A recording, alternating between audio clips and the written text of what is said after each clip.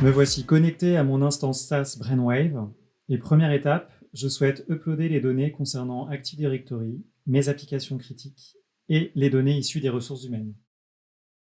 La solution me fournit un script que je peux télécharger afin d'automatiser l'extraction de ces données issues de mon système d'information.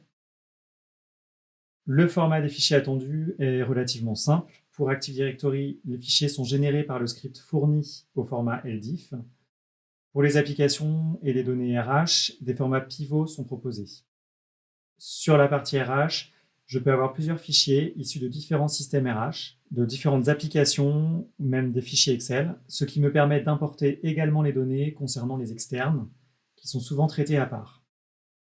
Il me suffit ensuite d'uploader le fichier zip généré, et la plateforme vérifie automatiquement le format des fichiers et charge les données dans le cube. Bien sûr, les données transférées et la base de données sont chiffrées au sein de votre instance dédiée. Suite au chargement complet du cube de données, un tableau de bord principal vous est proposé présentant les premières analyses. On retrouve la date du chargement, on peut sélectionner la période de comparaison, ce qui me permettra de vérifier les changements et les évolutions par rapport à cette date de référence. Je dispose d'un inventaire des éléments chargés, avec ici plus de 800 identités et 7 applications critiques chargées. Je retrouve pour chaque référentiel de compte chargé, dont mes 3 domaines Active Directory, ACME, le nombre de comptes et de groupes et la tendance par rapport à ma période de comparaison. L'équivalent côté application m'est également proposé, avec des applications plus ou moins complexes. Enfin, un top 50 des comptes ne respectant pas les politiques de sécurité m'est proposé, classé par nombre d'écarts de contrôle identifiés.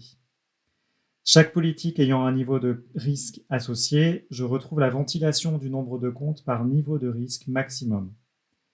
De là, en cliquant, je peux investiguer sur mes comptes présentant des risques de niveau 4, ajouter des indicateurs sur cette page de recherche pour faciliter le tri, par exemple, de ces 271 résultats, et me concentrer sur les plus risqués grâce au risque scoring, par exemple, comme ici, Anarice.